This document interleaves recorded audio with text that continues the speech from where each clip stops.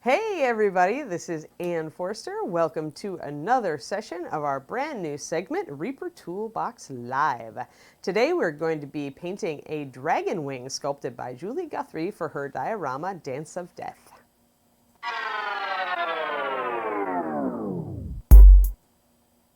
All right, I'm live, yay! All right, there's Mr. Wing. Got to make sure Mr. Wing is centered and in focus. Yes, all right. So cool, guys. Today we're going to be mucking around with wings, and we're going to try a couple ways of making them a little more interesting. And we're going to start out from really basic and kind of work our way up into a little more complicated. I like to, yeah, you can see it. Good, Scotch Goblin, good. And look, we have a new model, exclamation point model command that tells you what the model I'm painting is. So finally, we are getting some commands. That's great. All right, super. So with wings, obviously wings can be very boring. I will confess that after so many years of painting Sophie and succubus wings, the wings are usually one of the first things I do on a model because I find them the least interesting in a lot of ways. And that's my own fault. I need to spice them up more. But it also means that if you take the part of the model that you kind of find the most intimidating or the least interesting or oh my God, there's just a lot of that, and you finish that part of the model first, it can be a good technique because then later on in the model, when you've already painted the exciting bits, and you hit that wing or that whatever you're not excited about, it can really slow you down or even keep you from finishing the model. So it's often good to take things like this and tackle them early while you still have oomph, so that when you eventually run out of oomph, you're not like, oh my God, now I have to do the wings. Instead, it's, hey, I get to do scales. Scales are kind of fun, you know, that kind of thing. Which brushes am I using? Well, today I'm going to brutalize, and I mean it. We're going to, it's a brush I don't use very often. It's just, every once in a while I order Kolinsky sables just to try them out. This is an Escoda Reserva. It's a Kolinsky from Spain, Barcelona actually. It's a size 2. You always want to use a big brush for this kind of treatment. What we're going to be doing is actually adding texture to the wing. And if I switch off of this one, I'm going to be switching to another size 2, which is a Da Vinci Maestro size 2 11, which means it's a full-bodied round, which means it's a very fat brush, which will carry a lot of paint. A very close equivalent to this is the Reaper black-handled Kolinsky sable brush size 2. So there you go. All right, let's get Mr. Wing started. So what we're going to do is we're going to add texture. We're going to start by just lightening the center of the wing a bit, and we're going to use a big brush for this. Actually, I am going to switch to my Kolinsky, my Da Vinci quick because it's a little bit bigger than the Escoda. And I want to cover a lot of surface. So, okay, one thing you can do with wings is wet blend them. Of course, you can do this with airbrushing too, just to set up a lighter area in the center of the wing. I usually will start with a 2-color. I'll start with almost full strength paint, and I'm just going to start mashing it together and kind of expand it. You kind of want to work in a small area for this, but I have no choice but to work in a larger area. So, as you can see, my black is really strong. So my kind of creamy green color is having a hard time against it. But slowly it will lighten up the center of this project.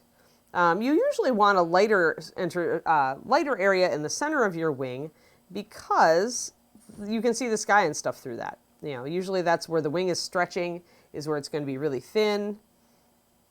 Actually, working big may work for us this time because I'm just able to slobber paint around. There we go.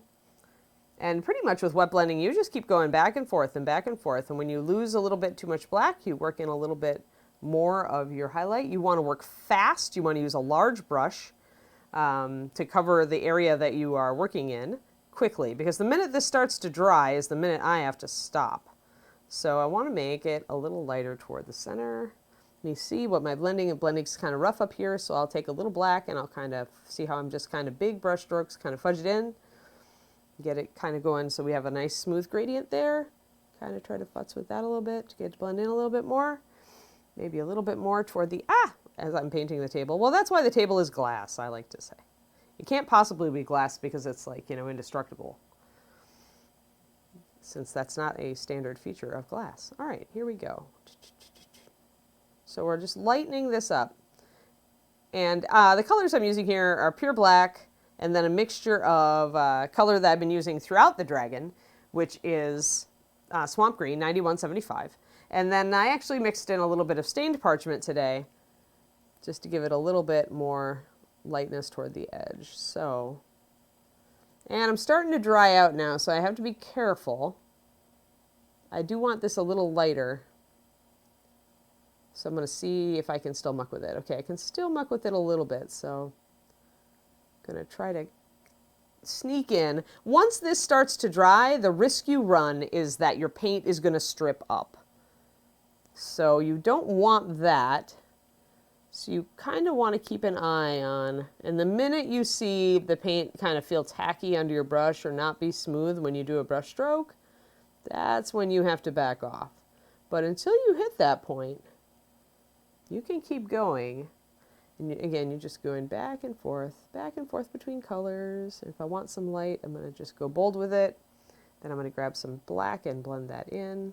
Actually, since it's nice and cool up here, the paint is not drying very fast at all. If you are unfortunate and live in a hot, arid climate or even a cold, arid climate, you can have some problems with wet blending. It's why I typically say that wet blending is not a necessary technique.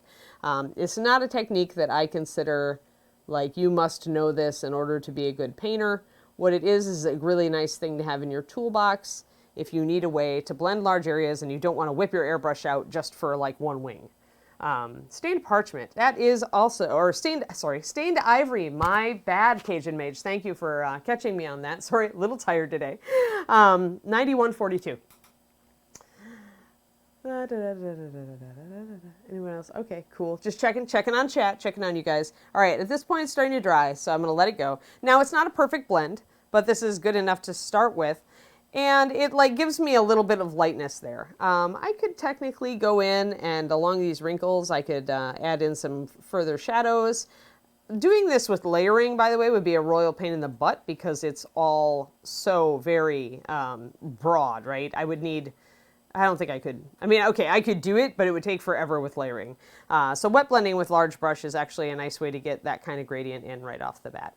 After this, we can glaze in some colors. We can even put some details down. Like, I want to do some texture over the top of this wing. I want to do some kind of slashes and scratches, like the dragon has old scars. Actually, I'm going to grab a little bit of my highlight and see if I can just do that while the paint is just a little tacky. If I'm really gentle. Let's see.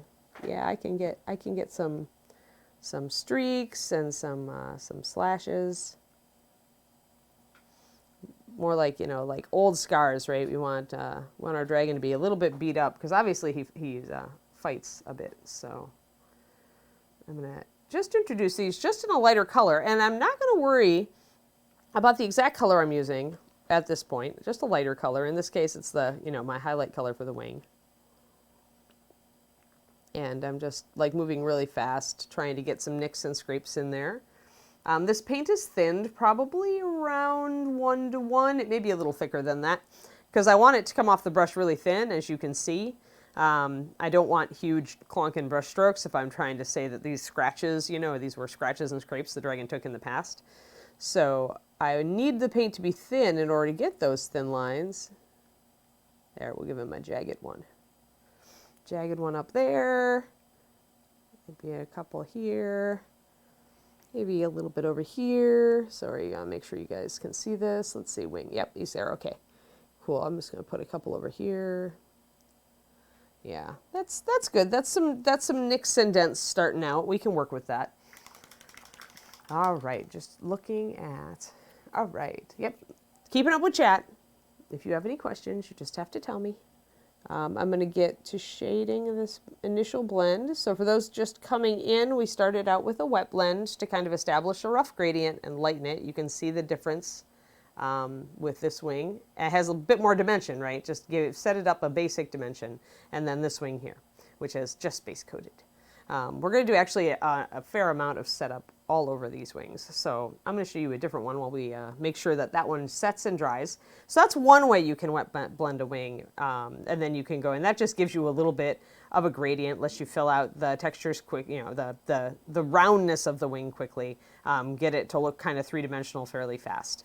Now, if you want to set up a really rough and rugged texture, like maybe this wing is kind of speckled or it's kind of you know, maybe crinkled or it's got a lot of different texture all over it, you can also use wet blending, but this time we'll do different brush stroke. So we're gonna, again, start with laying down our big brush. I'm gonna use the Escoda for this one because it's a little bit smaller and this is a little bit smaller of a wing panel. I call this, haha, just straight up smooshing. So if you want a speckled, kind of naturalistic pattern to your dragon's wings, you can do wet blend stippling, which is what I'm doing. And as you can see, I've got a fair amount of paint on my brush. And I'm probably still going to make it lighter toward the bottom to kind of suggest a thinner material. And the key to this is to keep it kind of random. Not to really look where you're putting it. Maybe you space it out a little bit.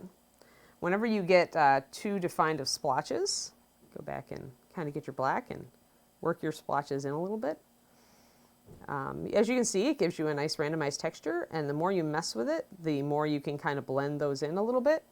Let's see here. Yeah, there we go. That's coming along. What I do for this is not a finishing step. This is a setup. What it does is give me a randomized pattern to play with. And then once it dries, we're going to go back and we're going to maybe glaze it a little bit or maybe pick out some of those details to make them more like spots, just in case I wanted spots and speckles on my dragon wing. But this is a good way if you want a random texture just to work from, because I like to do that a lot, especially with natural things.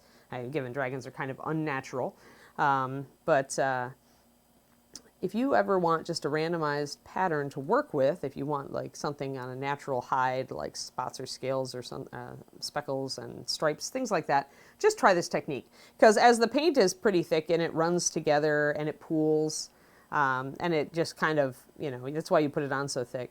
You can come in and kind of make the definition kind of a little bit softer between the different areas.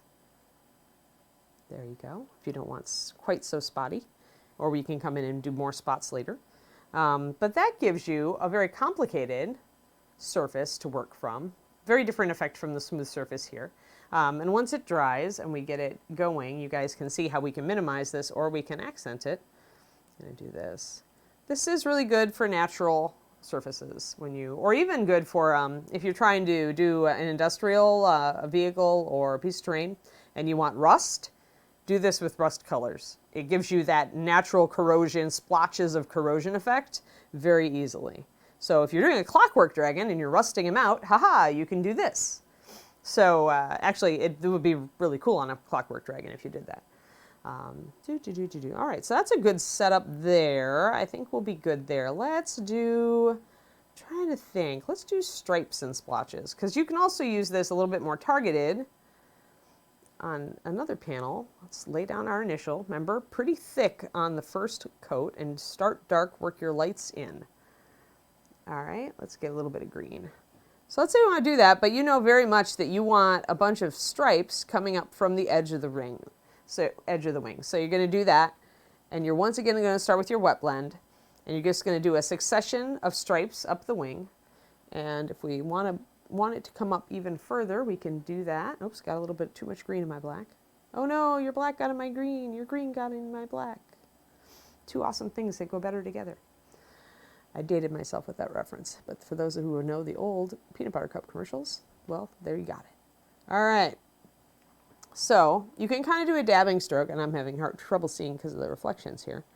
But you can do that same technique in just more of a focused stroke to get stripes. And you don't necessarily have to be, the great thing about this technique is you don't have to be precise. You don't have to have great brush control. You can just kind of play around. And while the paint is wet, you can make it irregular. You can make, I'm going to go a little bit lighter now.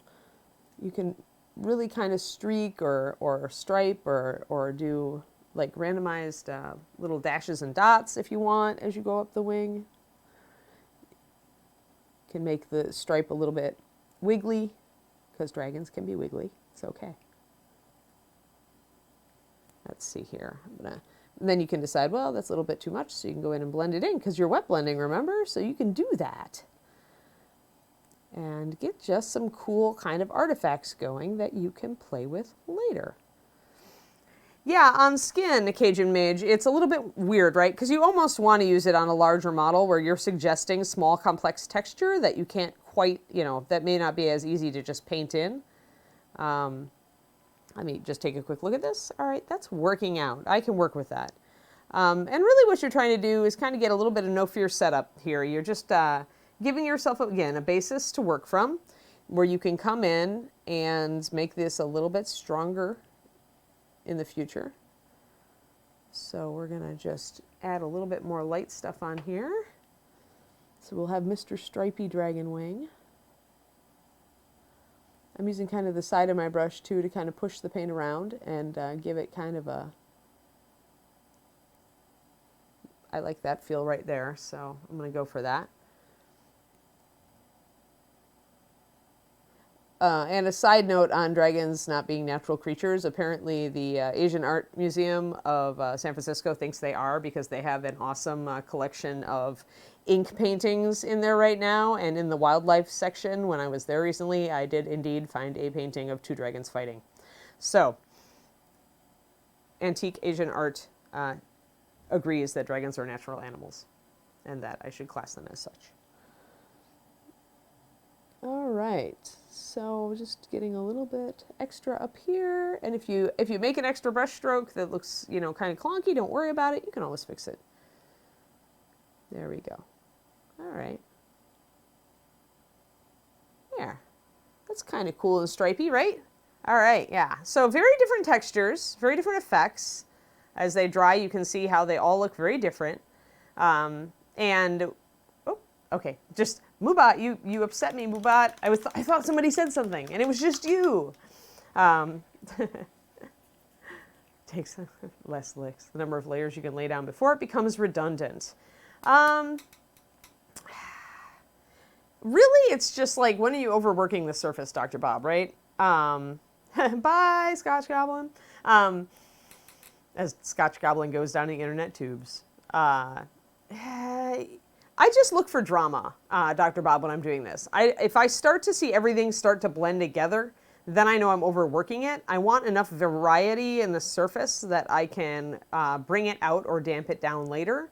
So a stripey wing is about right here. Like if I kept working it, I would lose my blacks and they'd blend into my, more greenish parchment-y color. I want enough there so that I can bring it up or knock it down. So yeah, I would say if everything starts to kind of blend together while you still, before it starts to dry, obviously you have to stop if you start to get tacky. Don't paint tacky, folks. But yeah, otherwise I'm just looking at, I want some defined lights and darks to work with. And you'll see why as I come back and start working with the patterns on this wing. So, all right, so we have simple wing and we have splotchy wing and we have stripey wing. So that's pretty good to start with. So let's go back to simple wing and see what I can do. So simple wing, we could go several ways. What do I want to do? I think I want to kind of suggest maybe that there's blood flow under the wing. To do that, I need to use a pinky or reddish color. And I'm probably going to glaze. I may need to go more red than this, but for now we're going to actually try to stick with the same colors that we used all along. So you'll remember maybe when I put the purple on Mr. Dragon last week, that I was highlighting it with a skin color, which was Bright Skin Shadow 9232, to bring that up. So we're going to actually work with that same color this week, the Bright Skin Shadow mixed with just a little bit of the Runic Purple. Runic Purple is 9424. It's a bones color, which gives me kind of a purpley pink. The important thing if you're trying to suggest blood flow is that it be kind of reddish or pinkish in some way. So my color, mixing those two roughly, is, you can see this, kind of like, yeah, it's kind of an organic pinky look. That's a mixture of these two. I'm going to thin it down. Obviously, you can see it was quite thin there. And I'm going to start glazing it over that wing, and I'm going to see if I like it. And I'm going to see also if how it works with these scratches and, if it's going to work. When you glaze, you want to cover the whole surface as fast as you can with one layer of paint. So I need to grab my bigger brush, the biggest brush I have. Unfortunately, I didn't bring my size 10 flat up here. You could watch me paint with a canvas brush on a dragon, which actually is how I base coat dragons. Eventually, I probably should use an airbrush, but right now, it was just easier to grab a brush. because I will say that airbrushes are very, very useful for base coating big dragons. I have a lot of paint on my brush. You can see it's kind of sopping. It's not making a natural point even. And I'm just going to jump for it. And if I screw this up, all I need to do is glaze it again if I screw up, you guys get to watch me screw up. So here we go. Boom, boom, boom, boom, boom, boom, boom, boom, boom, boom, boom, boom, boom, boom, boom, boom, boom. Bit too strong. So grab some water on your brush. Bring it down. Wick it off. I am moving fast because it's going to start drying any second. Got to kind of wick off these bits up here. Okay, so the problem with glazes is that you're breaking the paint. I'm going to try to blend that edge while I'm doing it. We'll see how strong that actually looks once it dries. And if we don't like it, we're going to just go back and take it off in a magic way by adding stuff over the top, of course. All right, so there. So yeah, with glazes, must go fast. The minute it starts to dry, the minute your brush touches part of it that starts to dry, you get a huge brush stroke and you strip up paint. So I'm going to let it dry. And the reason is you've broken your paint when you're glazing, by the way. I'm going to actually forcefully take that part off.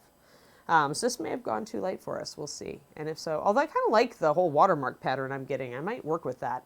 Happy accidents, right? Bob Ross is right. So all right, what happened here with glazing? Too thick. You always want to put it on thinner than you absolutely have to because you're going to always add another layer. You can't take it off. When I threw water onto it, I was holding the wing vertically instead of horizontally, mostly to show you guys. But what happened because of that is that the water ran down. So it pushed the pigment that wasn't quite set yet over there. We've broken the paint because we've added too much water for glazing. You have to. You automatically, if you're doing a glaze properly, you are adding too much water because you want the paint to be absolutely as transparent as possible, yet you can still see it, right? So since we broke the paint, that means we essentially added so much water that the bonds between the resin that hold the paint together broke. And that's what happens if you try to do a wash that's too thin and your paint breaks and it dries up on the upper surfaces in rings like that. Yes, every mistake is a learning opportunity. For me, every mistake is an opportunity to take the weird effect I got and try to figure out how to make it work. In this case, we're totally making this work. I like it already. I actually really kind of like that pattern that I'm getting. I like randomized patterns, though. I like working from them. So we'll see. We'll see what this wing becomes. It may become something unusual.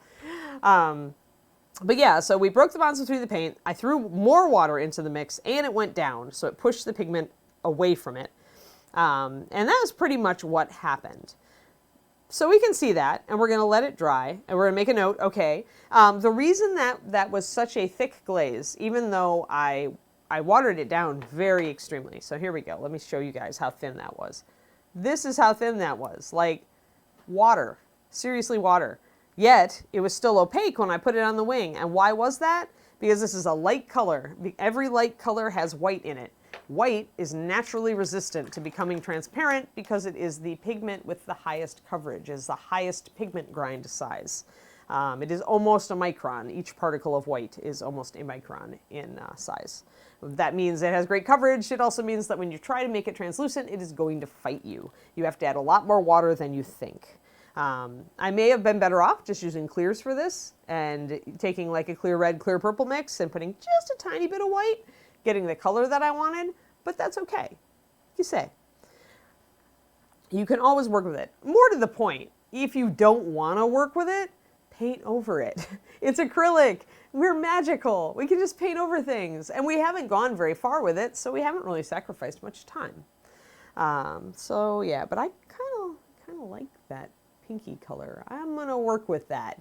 Actually, I'm going to work with that right now. Why not? Let's get a better, or not a better, but a smaller brush. 1 second. Must get forest of brushes here and choose one to be my favorite brush today.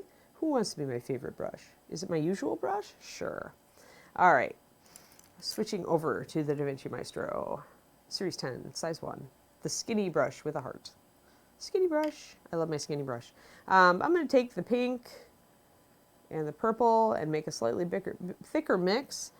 And you'll see me do this over on these wings too, but what I really like to do is take this and maybe accentuate the pattern a little bit or add to it.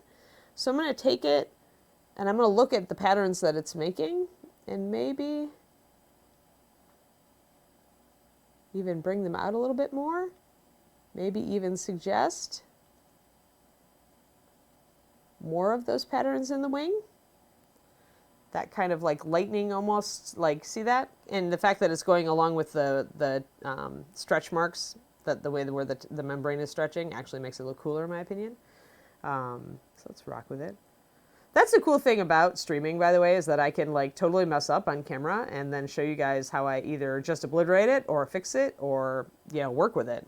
Whenever you can work with something, whenever a mistake gives you a better idea, I mean, that's a great thing. Sometimes we just have to be a little open-minded. So I'm going to go and do that same thing there, just along where that upper edge is, and I kind of like that. All right, so we'll see if I continue to like that, just to give it a little bit of pattern.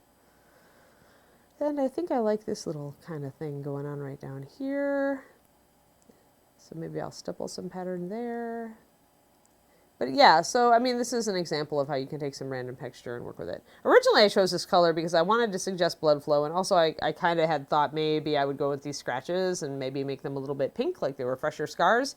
I could still do that, but I think now, looking at it, that I would need to go in with a white and really paint it with pinks and reds to make it look like fresh scar tissue. So not so much. So I can take that failed glaze, which is essentially a good layering consistency, just based on what it did, and kind of blend in this line if I want to. Make it a little bit more fit in with its friends here. I can even add a little bit of black and try to add a little bit of counter texture in. But yeah, so randomized patterns, go a little crazy. See if you can get it to look cool, because that's what we want, right? We just want it to look cool. And I may not stick with that line, but you know, it's all a day of experimentation. All right, yeah, that's not bad. That's interesting. Okay, cool. So, all right, we'll leave that one there. Although, actually, I should show you guys how I would knock it down. If I decide that my pink has gone over the top, I would take my swamp green, because one of the ways to knock down a color is to put its complementary color over it. So we're using pink, which is a muted red. We can then go to our swamp green, which is a muted green, and we can decide we don't want that to be so pink. Although I kind of like the pink, but oh well.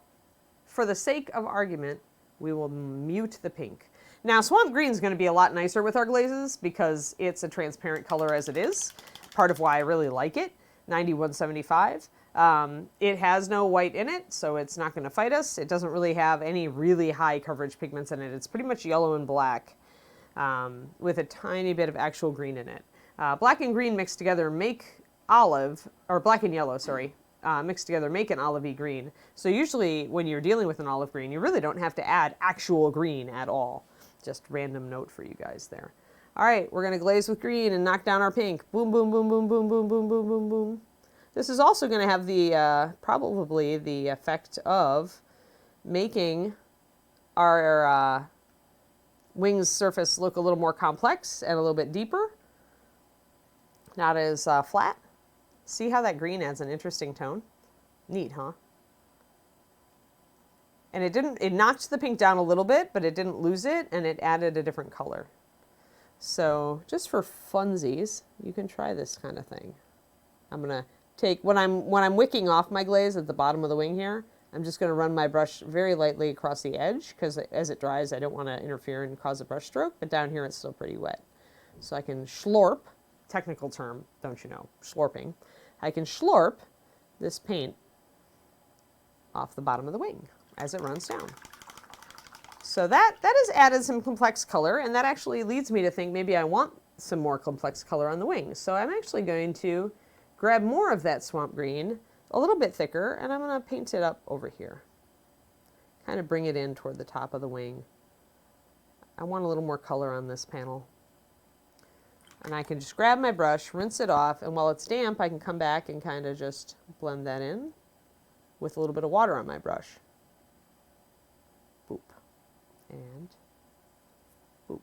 A little bit of rinse, damp brush, fudge that line. Don't try this at home, kids. Obviously, I've had years of experience working with paint, so I like totally know what's going to do when I do this, but if you don't practice with it, you will never figure it out. So go ahead, play with your wings, people.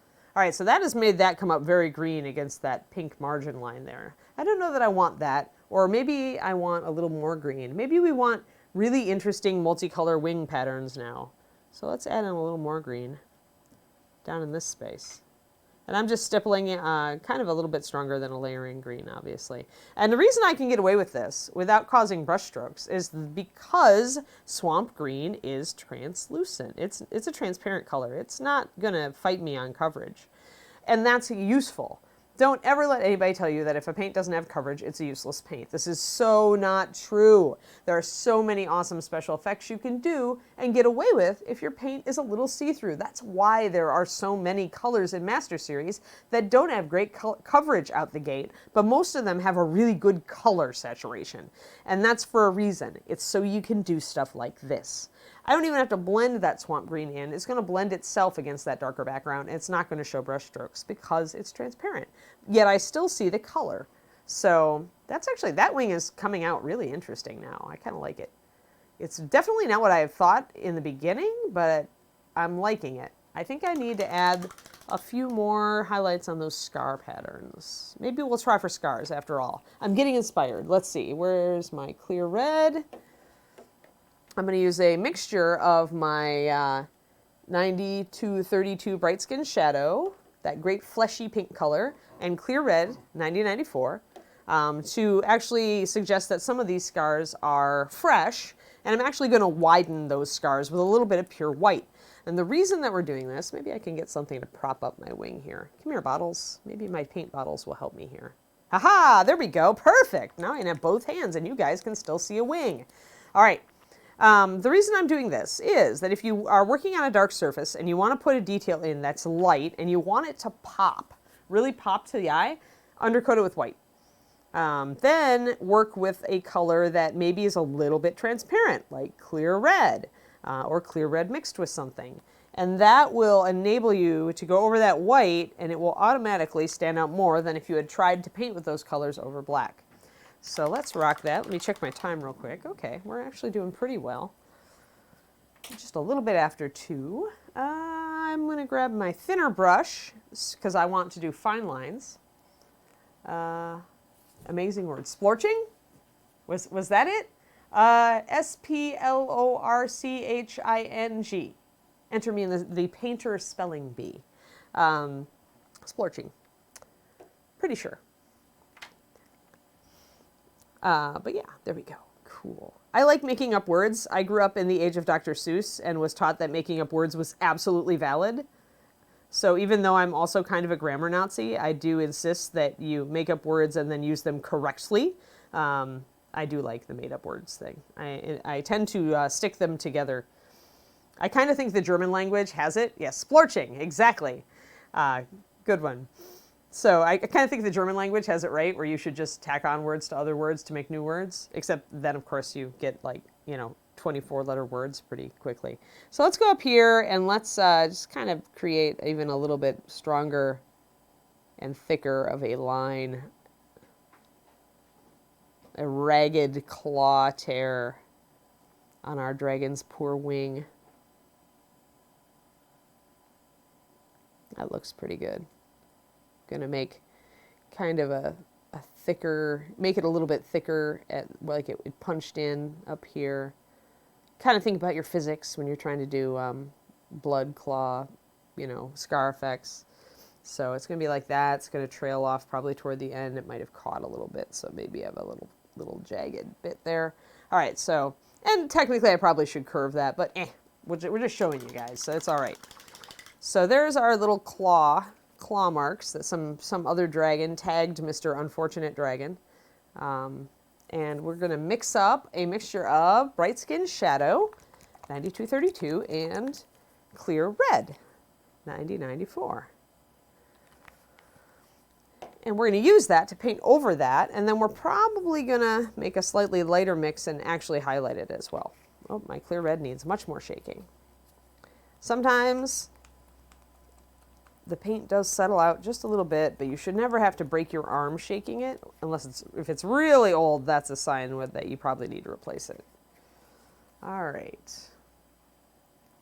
Making a really angry color. At least I'm trying to make a really angry color. Well, that clear red really took my pink down a bit, so I'm going to add more of the bright skin shadow. There we go. Let's see if I can make that work. All right. Well, that's not bad. That could work. Usually in doing scars, just to let you guys know, I'm adding just a tiny bit of white to this to make it a little bit stronger.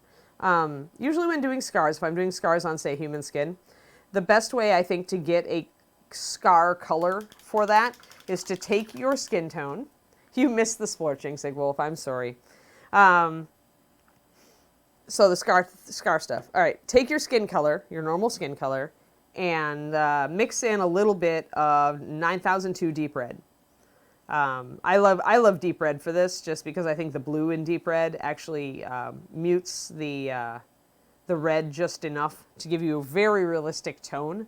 Let's just see what this looks like. I'm going to start on the little one. It's a little bit thinned. I'm going to paint it right over the top of my little line. I'm not going to worry if I mess it up a little bit. I can always tune it.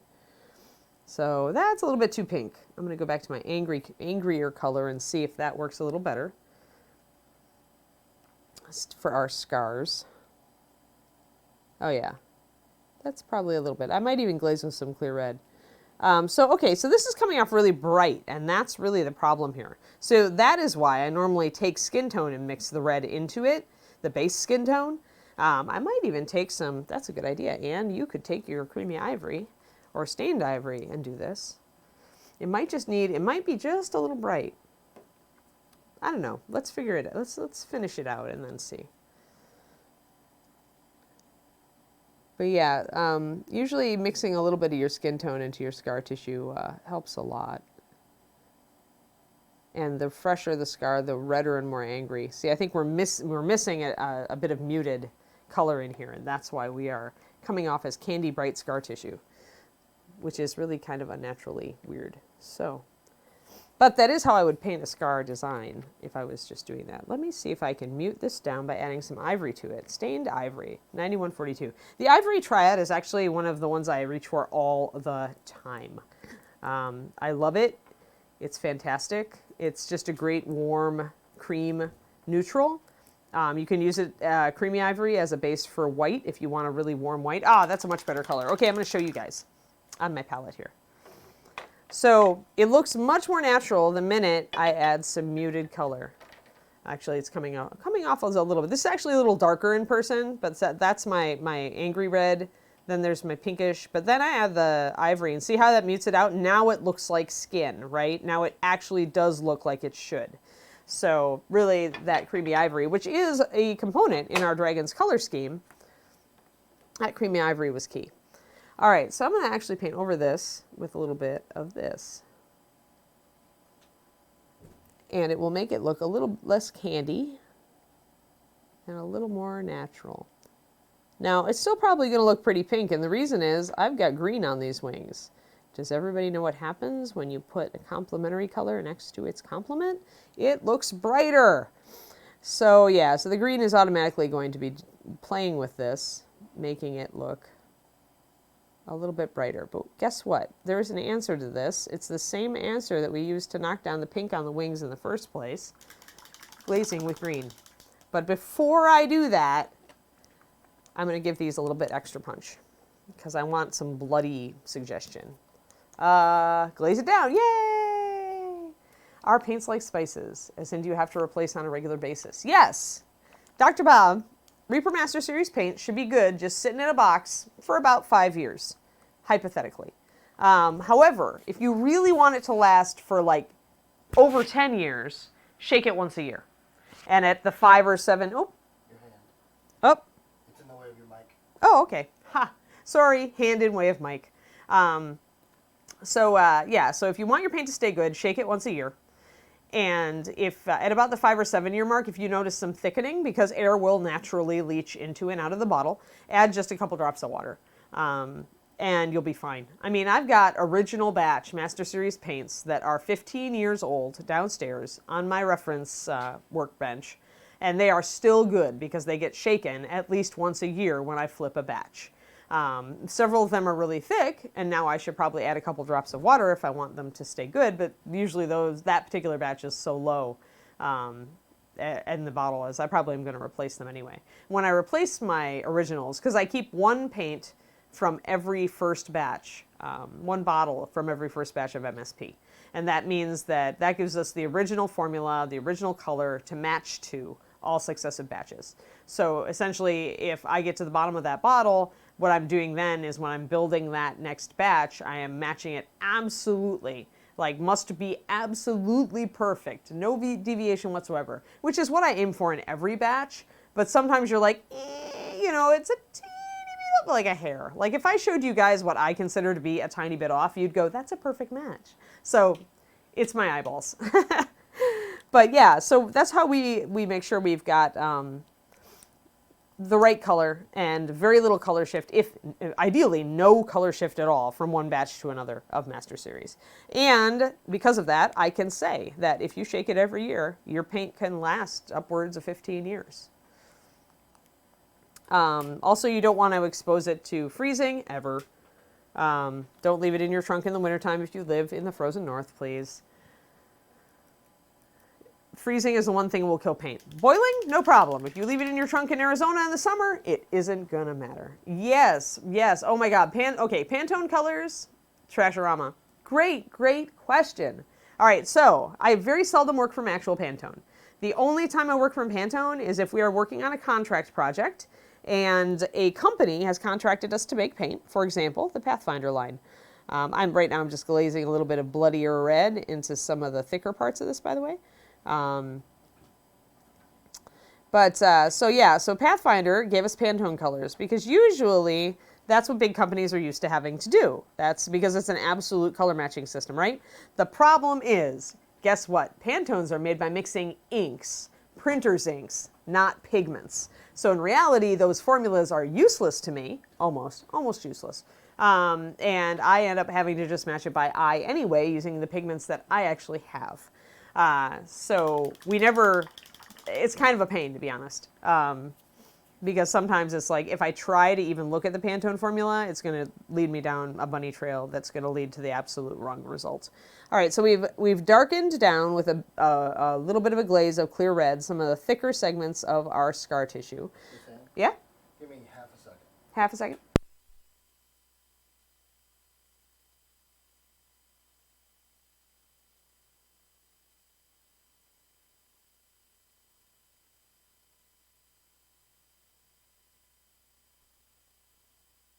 Good. All right. Yay. Sorry, we had a battery issue. We didn't want things to explode on Justin. Well, maybe we did, but we'd rather not interrupt the stream permanently to watch things explode on Justin. So, all right. So now I'm going to glaze this with green because I want to. And I'm not even going to glaze the whole area with green. Oh, no. What will this do? Well, not really much at all. So I'm going to glaze. Yeah, it knocked it down a little. But remember, with glazing, you always can add another layer. You cannot take it off. I do that a lot, by the way. That spot blend I do where I grab the water and kind of blend in the edge. Yeah, it's probably a lazy painting technique, but I do it all the time. All right, so that didn't take it down much at all. So I'm going to do actually another layer. I'm going to add a little bit more of my swamp green to see if I can make it a little less bright and make it look like it belongs there a little bit more. I also actually, before I do that, the problem is scar tissue is raised, right? What am I missing here? I am missing the thing that would make this stuff look 3D, which is a shadow under it. So let's take our pure black and kind of use this opportunity to kind of break up the scar tissue too and make it more irregular. And I can de-emphasize that black. It's really bold right now, but that's okay. I can bring it down. What I'm looking for right now is the suggestion that this stuff is actually raised. So first I'll do this, then I'll worry about blending it in. And that's perfectly safe. And it actually takes a lot of the stress out of this. If you're trying to blend this tiny little area under the scars, it could be stressful for you if you are not like, you know, big on blending or don't feel you're very good at it yet. So if you want to, you can honestly just put a line and then come back with your black plus stained ivory mixture, maybe with a little bit of that swamp green added, and kind of fuzz it out. I'll thin it a little bit, probably 1:1. Use my fine brush and see if I can just kind of blend it in a little bit, because that black is really bold. Yeah, there we go. So I'm just kind of brushing it. I'm not worrying about if it impacts the scar tissue, but I'm just using it to de-emphasize that black line I just put under there. I don't want to wipe out the black line because it is giving me shadows. It is making it look like that's standing up off the wing. And what we'll do even more of that is if we add some white to our skin fleshy scar thing and put a highlight on these. So let's do that. Because I am missing that skin tone look again. I've got a little bit too much red. How about in checked luggage while flying? No, no, no. Luggage, although it's not like heated compartment, still is insulated by the plane, and it's right up next to the warm cabin. Things don't freeze solid generally while you're flying. It would take so long for that cold to penetrate through the plane and all the masked bags that are there, right? So all those things have to go down to a freezing temperature in order for things inside of them to freeze solid. It would take hours. Lots and lots and lots of hours. Maybe if you flew to Antarctica, it might eventually, but I'm not sure. I don't know. Yeah, I would never take paints through in hand luggage. I would always pack them. Because as you say, even though they say non-toxic, even though they're clearly labeled, even though they're half ounces, I wouldn't bother. It's not like you're probably going to be painting on the plane, although I've done that once in the past. I actually did, but with watercolors, so cake watercolors are easy, right? They're not actually fluid until you put water on them. Let me see. I'm going to just try to highlight a little bit of some of the parts. I'm hoping, yeah, good, you guys can see. I'm just going to try to hit the big kind of areas that are standing out for the, ooh, yeah, now it looks kind of gross, but it still needs to be blended in, but it looks kind of like, you know, like it's actually there. So raised scar tissue. And this is that mixture of 9323 bright skin shadow and 9094 clear red with a bit of white in it. And you don't necessarily want to hit every area that you're trying to highlight here. You just want to hit especially the bigger areas. Yeah, that's looking like 3D now. It looks like a worm, but it looks like 3D. So, worm guts all over our wings. What shall we do? We shall glaze to blend them in again, of course. Which is why I don't mind going a little bright with this highlight, because I know if I'm applying glazes over the top, I still want to retain the highlight. But yeah, it is kind of difficult to do this on a non-natural, like a non-normal skin tone, right? On Dragon Wing, it comes off as much different. You believe the cargo holds of planes are kept above freezing? I believe they are too. I just don't know for sure, Crimson. I mean, pets fly in cargo, like when, you know, or can if they don't fit in the plane. So I believe that's why, is that livestock can be shipped that way. Oh, that's not a question for me. That's a Reaper Miniatures question about Pathfinder paint line, which is, I think, just got solicited and should be released within a couple months, by the way, y'all. I could use clear green. Oh, the clear green is in 9175 and with my black to give the, yes, actually I did for Evernight. I mixed a little bit of that swamp green into the,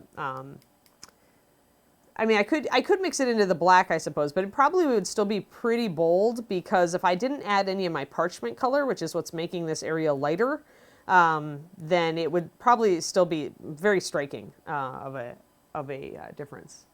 I'm gonna see if I can, and this time I'm definitely greening it out. Greening it out, I probably want to blend that in with my greeny area up above. And again, I'm going to take it down incremental steps, and I'm going to do my spot blend. So water on the brush, blending in this bottom line. It's exactly like that old oil painting trick, except that I'm using water. There we go. All right, knocking it down, knocking it down. It's a little bit better, drying. While we mess with that, you guys get the idea though, right? So cool. All right, there we go. And I could also come back with a little bit of parchment plus swamp green and a little bit of white and my really thin brush. And since right now these cuts all have a layer of paint over them, they actually kind of lost that appearance that they're on top of the skin. So if I take my 9142 stained ivory and a bit of white and a bit of swamp green and make a mix, I can reintroduce these scratches and make them look a little bit more real. In fact, if I'm really cunning, maybe I add a little bit coming off of these wings, these scratches, to tie them in, to suggest that these are all scratches. The reason that these look like they're kind of underneath the wing now is because we've done so many layers of paint over the top of them, which gives you guys a clue about a way to do tattoos. The way to usually do tattoos on skin is exactly that, to draw in and paint in the tattoo, and then to glaze a skin color over the top. There we go, dragon, dragon, more scratches. Yay. All right, and more. We'll put a couple of them right down there. Excellent. So yay, lots of battle dragon damage. Wasn't sure I was going to do battle, damage on a dragon today, but that's how it worked out. And that's the other great thing about streaming, is it can be really spontaneous. There we go. That's looking a little better. I'm getting my your 76-year-old. Well, you can get your 76-year-old into miniature painting too. I keep trying to get my mom into it. I keep trying. She's resisting, but she loves art. And one of these days I'm going to get her to try to paint a mini. Oh, good. I'm glad he watches with you. Excellent. Hello, kids. Any kids who are watching? I actually got my niece and nephew into miniature painting last year. I got them to learn paint kits for Christmas. They are, I think Lauren is 12 and Graham is 8 now.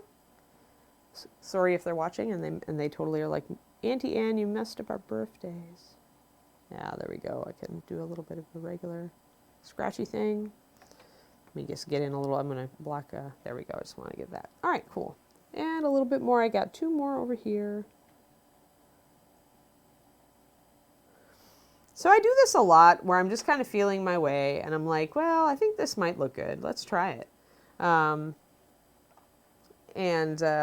Sometimes you just get great ideas that way and then you can just run with them. So, never be afraid to just kind of muck around, especially if you have an extra dragon wing. Let me see here. I kind of think I might want to add a little bit. Okay, so there. I was trying to touch up a little bit of this. That's a little bit thick. If you make a line you don't like, hit it with water right away. Scrub at it, and it will come up. Got to be quick to do that trick, but it really pays off. Because if you do any brush stroke, and this includes oh my God, I just hit a big green stroke across the face of my mini because somebody interrupted me and I wasn't watching. Grab water, throw it on there, scrub with your brush. Oh, good. Yay! The elusive skin tone kit. Like a kit on how to paint skin forever night. Because, I can pass these suggestions on. I assume you've already, bothered people about them, but, I can pass them on yet again. Doing a little more green over my scar tissue to bring it down. Grabbing my water to make sure it blends in. Though with the green around it, it's going to blend in pretty well. There we go. Yeah, what else do I want to do? I think I'm gonna leave that for now. Ah, Rhonda mentioned.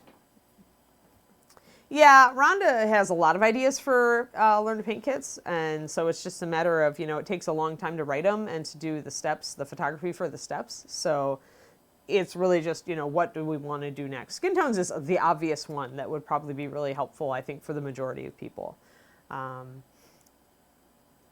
If the learning kits came with better skin tones, learning kits, like the Learn to Paint kits. Yeah, well, the first one doesn't have any, models that aren't orcs or skeletons, as I recall. So, Learn to Paint Kit 3 on Reaper Live a month ago. Yeah, I think they're working on something. Since I'm not writing those anymore, I used to, but now I'm just too darn busy. But since I'm not writing them anymore, I'm kind of out of the loop on what's coming up on those. You could bug Rhonda on the forums. Maybe she would be convinced to leak some factoids. Or wait till she's, if she's down here again, maybe we can get her to do a live stream. And then you can bug her all you want. She's going to kill me for having said that, by the way. Well, hopefully not kill me. Hopefully just, maim me a little. Please don't hurt me, Rhonda.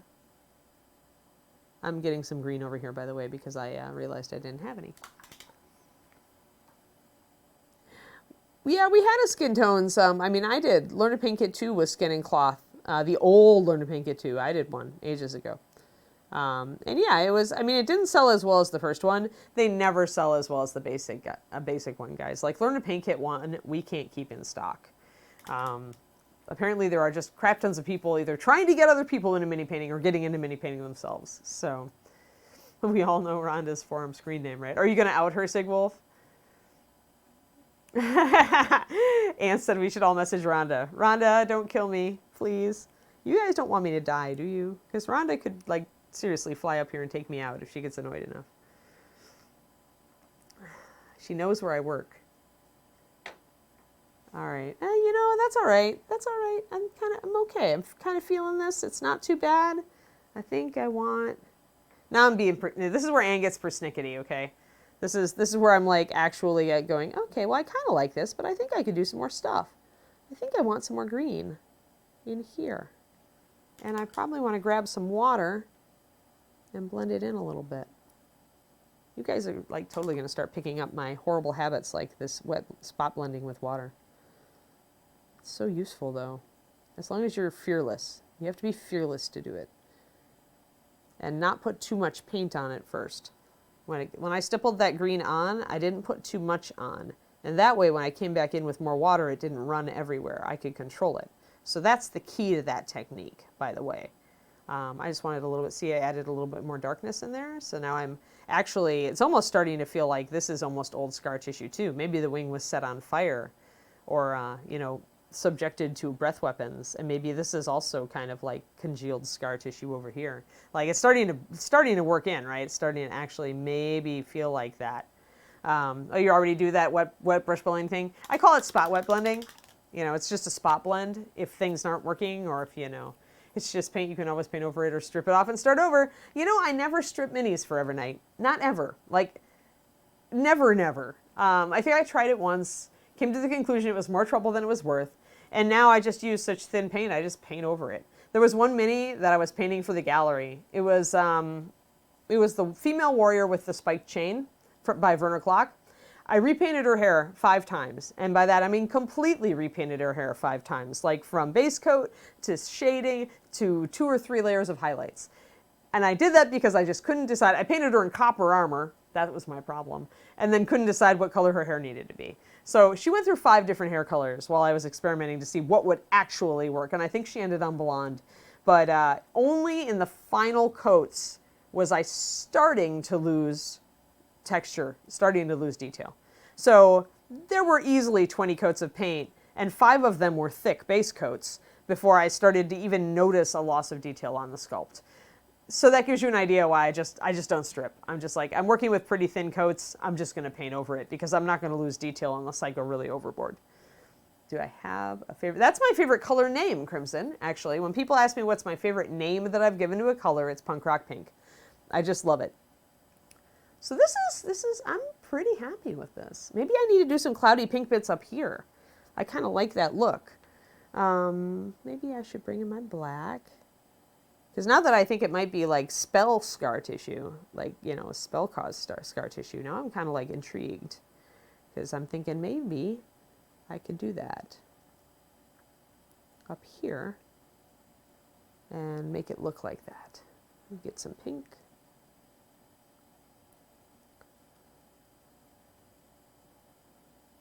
And that way it'll balance it out, because most of my pink's down here, so getting some pink up here would actually be a pretty good idea, I think. Oh no, I got black in it. I've crossed the streams. All right, so when you get black in anything, that's usually catastrophic. Unless, of course, you're painting with black. But when you're trying to get like a natural color or have a bit of pure color come through,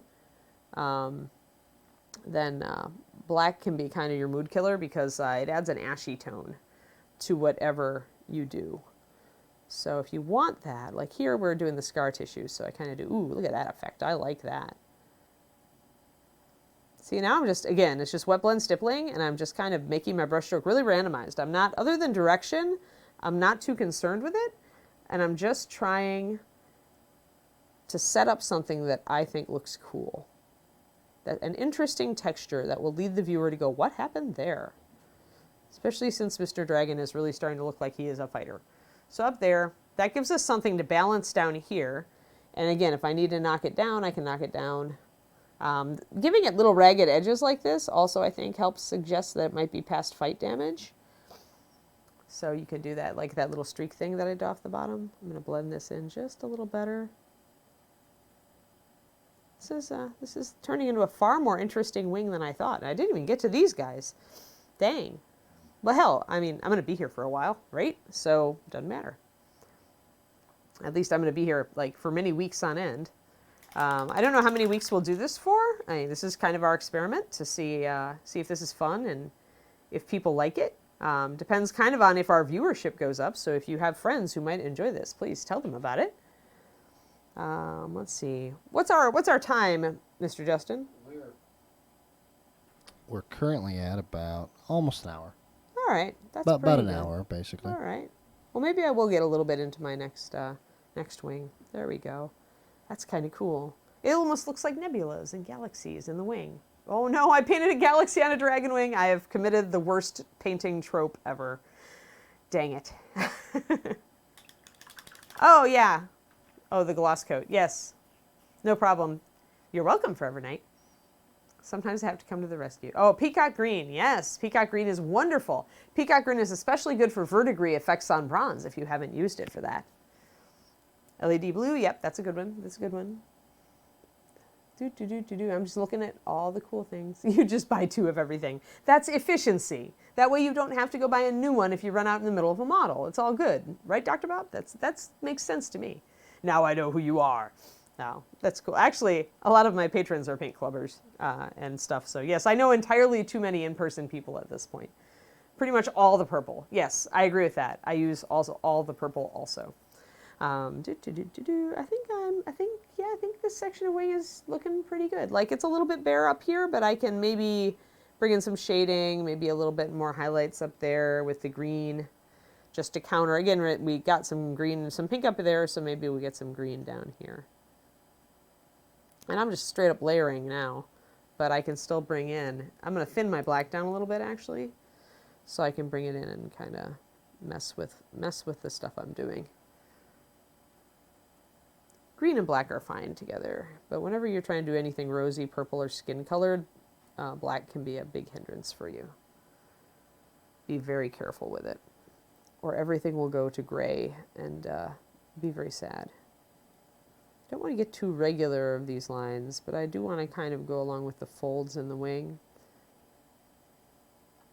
Maybe bring some highlights down that way. Maybe take some black and blend them in. So yeah, I mean, and now that I've done this, right? Now that I've seen the effect with pink down there and pink up there and on the green, if I decide that I want to do this on all of the wing sections, it will not be much faster because I worked it out on the one section until I liked it, and now I'll be able to duplicate it. So, I mean, it's never a bad thing to just play. Just play with stuff. Don't overthink it. So many times people are just scared to jump in and just go and see if they get something they like. No, play around with it. It's how you do the cool stuff. It's how you find cool, neat techniques and ways to paint that you really enjoy. And maybe you discover an effect with 2 colors that you didn't think about before. I mean, it's really good stuff. So sometimes, don't be afraid to mess up on camera. Haha, just like me. It may lead you cool places. There. Okay, well, that's not too bad. Yeah, my wing is, I like my wing, actually. That's pretty cool and interesting even. Huh, well, I'm going to go with different colors on the next section, I think. Yeah. Tips for a first-time painter. I have, I do have 3 tips for a first-time painter, maybe 4. First of all, find something to hold your mini on. Do you have a miniature holder? Anything on a miniature holder, Justin? You've got the Games Workshop one. That'll work. I use pill bottles. Knockoff, actually. Oh, a knockoff. Oh, he doesn't even have the real one. He's using a cheap knockoff of the Games Workshop. Let me see. Okay, so first of all, if you are a new painter, oh, it's 3D printed. Really cool. It is. Get something comfortable to hold your miniature on. Although this is a dragon wing and thus it is somewhat awkward to put on a holder, that is why I am holding it. You'll notice I'm holding it by the unpainted area. But for a general miniature, find something to put your mini on. I use pill bottles with sticky tack on them. This one has an actual clamp. That's why it's got rubber bands, so that it can go apart and then squish your mini together. Someone was actually selling those. Hold on, I'll say this. Yeah. Someone was actually selling those at ReaperCon last year. Oh, really? Okay. That's where that's yeah, from. they 3D printed a bunch of them. Because there's a cork at the bottom as well. Oh, there's a cork on the bottom? Awesome. But yeah, I use pill bottles. I fill them with pennies or bad minis that deserve to go in the bottle, just for counterweight. And then I put blue tack or poster putty on top, mounting putty, and stick the miniature onto that. That way, you do not have to handle the miniature while you paint it. That's tip number 1 when you are starting out. I even keep like little wood blocks at ReaperCon with poster putty so that I can save newbies from themselves. Second is, if you take decent care of your brushes, if you have a concept of how not to leave your brushes in the paint water, don't ever do that. Your brush will be very sad. And if you keep your brushes relatively clean and do not totally brutalize them, think about investing in a good brush. And by good brush, I mean Kolinsky Sable, which actually the black-handled Reaper brushes are a good starting one. They're a little cheaper. Or just ask on the Reaper forums or on Reaper Facebook. I'm sure people will talk to you about brushes. The reason that I say do that is that a natural hair sable brush is going to hold a tip like this one I've got, for years. Whereas the cheapo plastic haired brushes that you get will start to hook and curl within sometimes days, but definitely within weeks. So, oh yeah, wine corks, people are still talking about, look at the chat, because they're exactly right. Yeah, hobby holders, all this stuff, hot glue, doesn't matter. Double-sided tape, it works, especially for busts. If you're doing busts, double-sided tape can be better than putty. But yeah, let's not start that brush war, because Crimson, I'm going to throw in Da Vinci Maestro because I'm such a Da Vinci Maestro girl. But yes, Winsor & Newton and Raphael, as Crimson 1919 says, are great brush brands. I use Da Vinci's and Reapers. The Reaper brush is, like I said, a little bit more affordable. I suggest the /5 or /10, and just at first keep that for your detail brush, and you will be impressed. The other thing, closed moths eat brushes? Oh my gosh. Fairy Bard, thank you for that tip. If I see a moth, I am killing it, unless it's a really pretty Luna moth, because I really like that. Really like them. Okay. Third tip for you, for new painters. Very little paint on your brush. When I load up my brush, let me use a bright color. I'm loading it with that much, and then I'm actually taking most of that off on the side of the palette until my brush comes to a natural tip again. See how I have my nice point back? That's exactly it. And you can see the paint is spread about halfway up the brush. That's capillary action. That's going to happen. The reason you only load your brush up a little is that capillary action is going to happen. And if you load it up a lot, that paint's going to go right up into this shiny metal ferrule, and your brush is going to go poof. That paint's going to build up, dry, and your brush will not hold a point anymore. So there you go. And the last thing is thin your paint. It's really, really, and yes, don't lick your brushes, please. Sorry, I am a brush licker who is reformed. I have not licked a brush in like 10 years. At this time, if I even think about it, it feels weird. Don't lick your brushes. Come on, guys. They use chemicals when they process these suckers. You don't want that in you. We have so many chemicals the world feeds us anyway. I mean, some people would say, then, well, why not a few more? But I guess it's up to you. It is your personal choice. However, new person, just don't start the habit. I mean, I'll even lick my finger and just use it to point the brush if I really have to. But usually water's just fine. I just squeeze it out with my hand. Boom, it's done. Okay. So yeah, thin paint. The reason is that when you're using, especially these thinner brushes, thin paint is what will come off of them. Some people get frustrated because they don't thin their paint. They try a really good brush like this and they have trouble getting the paint to come off the brush smoothly. That's because thick paint isn't really made to go on thin brushes. If you're using thick paint, you want to use a big fat brush, but that's going to make it a little harder for you to hit details. So if you want to hit details, you add water to your paint and you use a thin brush with a very good tip. So there you go. That is, that's a starter. That and get good paints. Don't use apple barrel, please. Don't use craft paint. Craft paint is just pretty much extremely cheap paint, and it'll be fine for you out the gate, but you'll definitely notice improvement when you use a decent paint line. After you paint wash, not a lot of chemicals left. Well, except the paint. Yes, Dr. Bob, thank you. If you're a doctor, why are you recommending like brush licking? I don't get this. This does not make sense to me. Yes, no craft paint. Yes, okay. Anyway. Yeah, so wing looks pretty good, I think. I think wing looks pretty interesting. Like, I'm still not, this is coming across very orangey on camera because this is purpley. So I kind of have to think about that. Maybe I'll redo this. Maybe I'll decide I don't like it. I kind of do like it though. It looks like really fresh. So maybe I just have to play with the color a little bit. This brings up a good point that, and I do talk about this almost every single cast, and I'm going to talk about it again now. This pink is not actually terribly orangey. But because it is next to stuff that is not orange, that is purpley red or pink, is going to look orange. Every color you put on a model is going to influence what the colors next to it look like. If you use a dark skin tone, it's going to look really dark. If you put it next to black, though, suddenly it's going to look really light. So it's relative. Our eyes adjust how we perceive color to pick up contrast. Our eyes love contrast. So when I put this on here, even though my pink really isn't very orangey at all, next to all of this, suddenly it looks much orangier here than it does on the palette. So keep these things in mind, that this will affect the way stuff looks.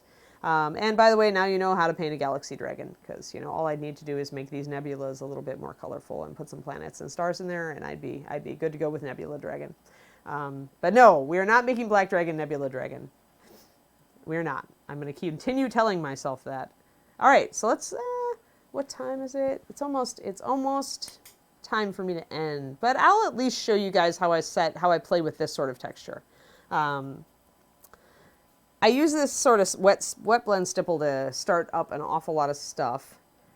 But what I really like to do with it is if I need to do a crinkling or marbly texture, I will connect the dots. So I will look for, first I hope this paint will actually be dark enough or light enough. I look for the very strong areas of lightness that I've got left. And I kind of try, let me get a little extra paint off my brush here. I kind of try to accentuate those by going along the edges a little stronger. Oh, I've got my paint is a little bit thin. I'm going to add a little bit more to it. And I've also got a little bit too much in my brush. When you see puddling like that, where there's a little tiny puddle, it means you've got too much paint on your brush. This is especially important if you're trying to get good results with really thin paint. You really need to get paint off your brush until it looks like you've got no paint on your brush. Except then, surprise, when you touch it to the model, you can actually see that you have paint on your brush. I'm still getting a little puddling, see that? So that means paint off my brush. And back on. There, we're getting a little bit better. We want precise control if we're going to do stuff like this. I'm going to go, yeah, you see how I'm kind of following it around.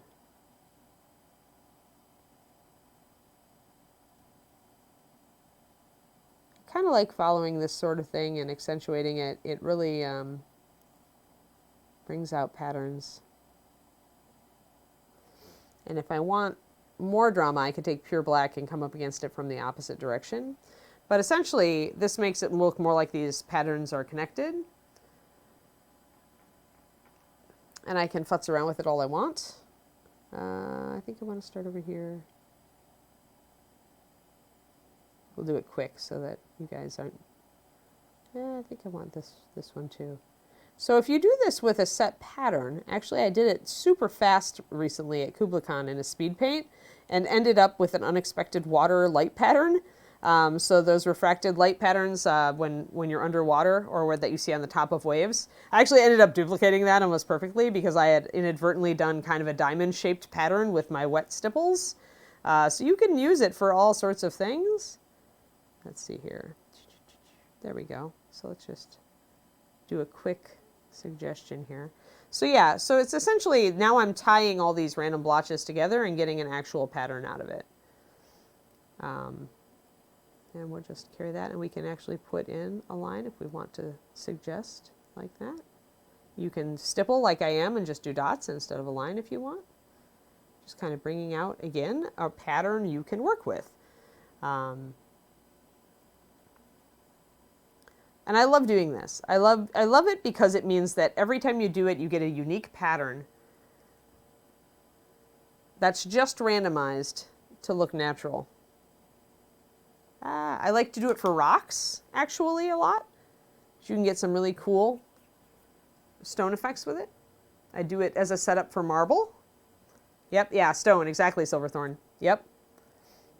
It's really good for marble, too. So, yeah, this is one of my favorite techniques, actually. I think I promised my Patreon I would actually do a marble demo using this, so I've got to put that on my list. Maybe I'll do that this month. For those who don't know, I have a Patreon. This is a good intro to that because we're almost done. I love my Patreon to death. It actually makes my life happier every day. And you can find it if you want to check it out at patreon.com/paintingbig, all one word. I named it that because I mostly do larger stuff. I use a lot of busts and monsters as examples because honestly they show better on the camera, and also because I love them. I love busts a lot lately, and I love painting textures. So painting big, patreon.com/paintingbig. I do videos, and also I do PDFs about color theory and kind of covering stuff like the Bones colors and their usages, and although that got a little bit derailed recently because people wanted me to cover the Kickstarter colors. So I've been doing PDFs about the uses of the Kickstarter colors instead. The ones that just came out for those who need clarification. But yeah, so, you know, it got a little wiggly, but, you know, I could block out some of that if I decide I don't like it that wiggly. I'm actually going to do different colors on this one. Let's knock it down. Let's knock this down. First, let's knock it down with some green. So we're almost done, so I want to... So, okay, so we got really muted here, right? Because I'm using a greenish ivory and a black. So it's really grayed out. So I'm going to grab my biggest brush, my number 2. There's my number 2. Big sloppy number 2. Grab water. I want to make sure that it's pretty thin, but I want some strong color. And I'm going to hit it. Boom. Way over the top. This is going to be cool. This is going to start looking like marble. Look at that. Isn't that cool? Doesn't that look neat? And if you continue to glaze different colors over it or build up color over it, you can really get that translucent, like light is passing through it look. See there, you can see it a little bit better. And it didn't take any work, guys. Wasn't that super fast? If you remember, it took me maybe 5 minutes to set that up. It maybe took me 5 more minutes to add some extra veining just to make it look, you know, to bring out the lighter parts a little bit more. And then I just did a super fast glaze over it, and it looked great. So like a stone texture, so fast to set up with this, so easy. Let's see. I should tell Ron about my love of busts repeatedly. Sigwolf, I am trying. I'm so trying. So Reaper they must increase their busts. Is that what I'm hearing? Yeah? You guys at ReaperCon need to tell Ed, and on Reaper Live, tell Ed, please, Ed, make more busts. Please. Even if they're little busts, we want more busts. Because, like, yes, we want more busts. Some people like little busts. Not everybody like big busts, Justin. And yes, I'm fully aware of what I just said. Everybody's got different tastes. But yeah, I mean, Ed is the man. Ed and Ron, those are the people who choose what we do. You guys have access to giving them questions on Reaper Live. You should take advantage of that. With every breath you take, you should be saying, hey, what about this? And annoying the blazes out of them. Ron is probably watching this right now and he's going, no. Next up, Anne tells us to all message Ed. No. I still would like to have my job. Otherwise, I can't do this for you guys. So, you know. This is escalating rapidly. Yes, so let's de-escalate. Look at the pretty wing, everybody. Okay, we're going to do a different color. And then I think I'm going to end it. Yeah, it's time.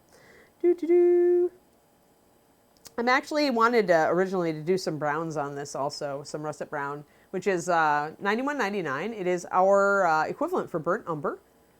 So it's a really warm yellowy brown. It's one of my favorite colors. It's probably hands down my favorite neutral. Everybody is now sad that Anna's gone back to talking about paint. And it really can warm up things, and it's going to play pretty well with the olive because it's so yellow. Let me kind of blend that down. So this will warm this up. So I can keep it strong up there. I can kind of warm it up as it goes down. I'm getting some bubbles. Feel free to blow on your mini if you ever get bubbles.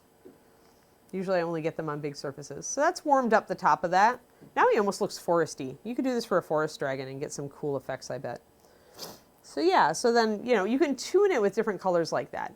If you're like, well, that green's pretty cool, but I wish it was more warm or brownish, then you can just glaze with a warm brown. If you wish it was, wish it had more pop, then glaze it with clear green and clear yellow, and you'll go incredibly poppy on it. Do green first, and then do yellow.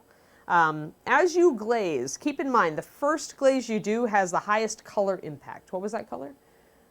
Missed the color name. Oh, russet brown, $91.99. Our equivalent for burnt umber. Very useful brown. Also just a great dark brown neutral for leather. It goes with almost everything. Yeah, no problem. More dragon bust. Yeah, the dragon bust is fun. I used it in a lot of my Patreon stuff because it's so nice and big. It's got those nice big scales. He's got a really nice face. I made glowy eyes on him in one demo. It was fun. All right. So I think we've come down to it. Do you guys have any final questions for me before we log off? I'm waiting. Oh, a Sophie bust in Vones 5. I love that Robo-Gerbil. Tell Ron that one. That would be fantastic. GW Null Oil and other washes, Dr. Bob. I think the Games Workshop does a really good wash. Just flat out the gate. They have access to a paint company that's pretty much brewing up whatever they want, which is a huge advantage in the market. They don't have to use prepackaged bases anymore. They can say, we need something that does exactly this, even if it doesn't exist. So I think I'm pretty much sure at this point, I've done some tests, I'm pretty sure I know what they're using for their washes, and if so, then kudos to them, because I don't think you could find it anywhere if you didn't have somebody actually homebrew it for you. So it's good. Their washes are good. The rest of their paint, not a fan. But the washes are good. I actually have this joke I say all the time about other people's paint lines because I test them out, right? Because I want to know what the competition are doing. And I'm always like, yeah, their paint's okay. It's better if you mix Master Series into it. You can almost predict that. It's like, GW, but if you mix Master Series into it, it gets better. Oh, no problem, Palo Sepep. I'm glad that you learned so much. And Babel, I am told, is educational. Let's see. Oh yeah, for warm leather colors. Yes, it does. It does. And my favorite way to use it for leather, if you want a more desaturated leather, also Spotted Painter, is to mix Driftwood Brown into it. Driftwood Brown 9162. Harvest Brown, as he was saying, is 9200, I believe. Yes, I have all the item numbers memorized. I do make the paint line. All right. Yeah, refracted or transmitted light is what you're talking about, Sigwolf. Underside of the wing. That's a topic. It's really hard to do with miniatures too, because the area is naturally in shadow physically. So it's a really hard one. That's something where you'd almost want to just do work with converting the wing into something that's a transparent material, a translucent material, which I've actually done on a model before, by the way. Cut out the membranes and actually inserted something that light would shine through. Yeah, paint pots, yeah, dropper bottles all the way. They just last so much longer. I mean, I don't think Games Workshop can't tell you their paint lasts 15 years because it doesn't, because they formulated it that way. Okay, sweet, noted, awesome. Ken has wings only in translucent plastic? That's a good request for a coming Kickstarter. That way you can leave the wings translucent or just glaze them. and paint the actual, the bones, and you could get a cool effect that way. We could talk about transmitted light, though, in the future. It's just a very complex topic. Finally, you have a use for the invisible Caphryxis. Yes, Sigwolf, that would be fantastic. Absolutely. All right, guys, I think it's time to wrap up. And once again, this is Ann Forster for Reaper Miniatures doing Reaper ToolBox Live. I hope you had fun with our wing experiments today. I don't know what I'm going to do next time. I might continue working on wings. I might go back and do some more scales. I'm not sure. I'm pretty much going to paint this whole thing unless you guys say you're bored with dragons and want me to change topics. So, let's just keep going, all right? You guys have a fantastic day whenever and wherever you are watching this. And this is Ann signing off. Have a good day, guys. Also have a good 4th of July. Oh, yeah. Have a good holiday. Yes, absolutely. See you next guys. time.